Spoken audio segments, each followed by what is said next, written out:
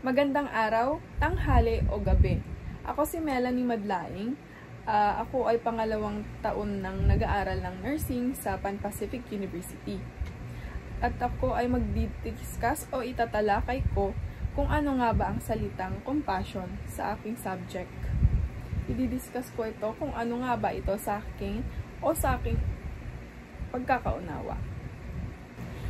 So, para sa akin, ang salitang compassion o sa ibang termino ay empathy. Ito yung sinasabi nating awa. Pag sinabi nating empathy, ito yung kakayahan nating umuunawa o makiramdam. At ito yung paraan ng paglagay mo sa iyong sarili, sa sitwasyon, o sa nararamdaman ng ibang tao sa mismong sitwasyon na iyon. Para sa akin, ang awa ay likas na sa ating mga tao. Minsan nawawala ito or nasa tao na kung paano nila ito ina-apply sa kanilang buhay pang-araw-araw. Batay sa aking pagsasaliksik, may tatlong pangunahing uri ng empathy. Ang pangunahing uri ay ang cognitive empathy. Ito yung kakayahan mong unawain ang nararamdaman at iniisip ng iba. Ang senaryo nito is nalalaman mo kung ano yung nararamdaman ng kaibigan mo kapag nagkukwento sila about something sa nangyayari sa kanilang buhay araw-araw. Ang pangalawang uri naman ay ang emotional empathy. Ito yung kakayahan mo upang maramdaman yung emosyon ng nararamdaman ng iba. At dahil nga nilalagay mo yung sarili mo sa sitwasyon nila, meron sa senaryong ito ay ang, kunyari sa mga kaibigan mo pag nagkukwento sila ng nararamdaman nila o nakaranas sila ng pangyayari na nakakaiyak, minsan, ikaw, dinadala mo yung sarili mo sa sitwasyon nila, napapaiyak ka na rin. Parang nararamdaman mo kung ano yung nararamdaman nila sa sitwasyon na yun. Kunyari ay nagkukwento yung kaibigan mo about something, about sa boyfriend niya, nag-away sila, nagkukwento siya o kung naghiwalay man sila, nagkukwento siya na kung bakit niya nararamdaman yung mga pinaramdam ng boyfriend niya sa kanya. Tapos, bilang isang kaibigan, na visualize mo o nakikita mo yung sarili mo sa sitwasyon niya, minsan ina-advisean mo yung kaibigan mo, naiiyak ka na din para sa kanya kasi hindi niya dapat nararamdaman yun.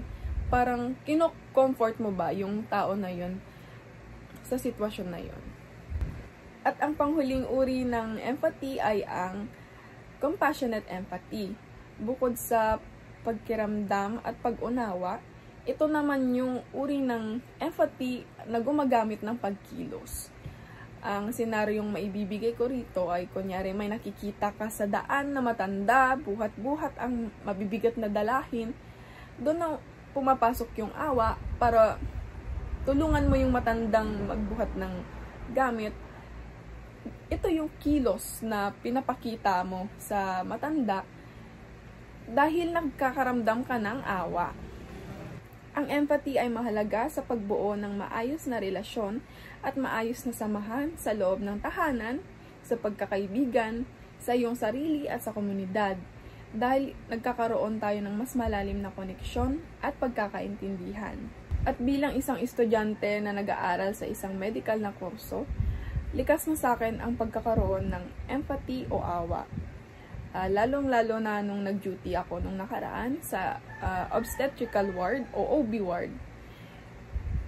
Nagkaroon ako ng perspective sa aking mga pasyente at nagkaroon ako ng mas malalim na pag-unawa sa kursong tinatahak ko. Gaya na lamang nung panghuling araw ko sa duty, naiyak na lang din ako kasi napamahal na ako sa mga pasyente ko. At may mga pasyenteng humihingi ng tulong sa akin at inuunawa ko ang mga nararamdaman nila. At minsan sa duty, kailangan kong isantabi yung nararamdaman ko para maging professional yung nararamdaman ko. And masasabi ko, hindi ko siya napipigilan minsan at nagkakaroon ako ng mga momento na naiiyak ako dahil sa na-experience ko sa duty. Meron ding time na, at dahil sa OB nga ako, nilalagay namin yung bag namin sa harap ng ward ng pasyente, female ward. At meron yung isang matanda, nagpapatulong siyang magpaakay sa akin at pinosisyon ko yung katawan niya.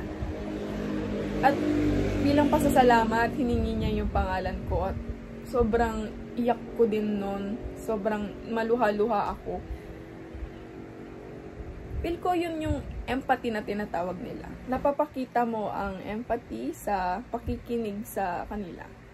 Suportahan mo kung ano yung kwento nila. Pakinggan mo lang ng mabuti yung sinasalaysay nila. After that, pwede mong suportahan pagbibigay. Susuportahan mo yung opinion nila sa pagbibigay ng comments mo about sa sitwasyong kinukwento nila sa'yo. At dahil nagkakaroon ka ng kaalaman, doon pumapasok yung respeto mo doon sa kwento nila. Kailangan mong intindihin at respetuhin yung mga sinasabi nila upang hindi nila maramdamang nadjudge sila o nahuhusgahan mo sila. At para naman sa empathy para sa kapaligiran, ito yung simpleng paglahok mo sa mga gawain na nakakatulong sa pag-save o pagligtas natin sa kalikasan. Ito yung mga tree planting, kasi ito yung tumutulong na iahon natin yung kapaligiran sa mga pollution na nare-receive o natatanggap nito mula sa atin. So ano nga ba ang role ng communal discernment sa Pan Pacific University? Ito ay pagpapalakas ng pagkakaisa at pagkakaintindihan. Kaya't sa university, meron tayong suggestion box para marinig natin yung boses ng iba, kung ano yung mga hinaing ng mga estudyante ng Pan Pacific University, at andito tayo para ayusin yun or bigyan natin ng solusyon yung mga isyung nasasabi ng mga estudyante. Nakakapagpalaganap ka din ng mas makataong desisyon. Ito yung imbes isang grupo or iilan lamang na grupo yung nagkakaroon ng advantage sa desisyon na yon, mas iniisip mo yung kapakanan na ng mas nakakarami pa. Ito yung maaring makatulong ka sa komunidad. Mas malaking sakop na yon, 'di ba? Kaya dapat mas nagkakaroon tayo ng mas makataong desisyon. Nakakapagpalalim ka din ng empathy o pagmamalasakit. Meron yung sa PU, nagkakaroon ng drive donations o mga donasyon para sa mga nasalanta ng mga kalamidad, mga nasusunugan.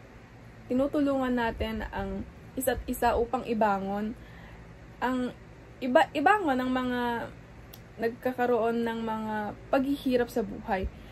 Sa Pan Pacific University, nagkakaroon tayo ng blood donations and isa akong miyembro ng RCY. Tumutulong ako upang makapagbahagi ng kaalaman about sa pagmamahagi ng dugo sa aking paaralan. At bilang isa sa mga namumuno sa eskwelahan, nagkakaroon ng pagpupulong upang isipin at unawain ang ikakabuti ng hindi lang ng mga tao sa Pan Pacific, kundi ang mga komunidad na nakaakay dito at nakapalibot sa Pan Pacific University. Nagkakaroon ng pagpupulong sa maaring gawing aktibidad upang makatulong sa kalikasan.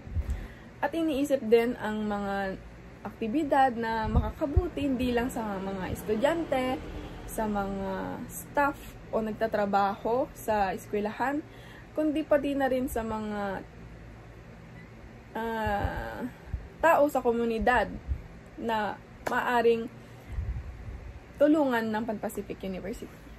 Kaya syempre, nag-aambag din tayo sa pag-aalaga sa kalikasan at lipunan. Kaya nagkakaroon tayo ng mga clean-up drive or yung pinatawag nating padjak. Ito yung pag-volunteer na pagtulong o pagtatanim ng mga puno sa iba't ibang parte ng mga bayan na gusto nating or target ng eskwelahan.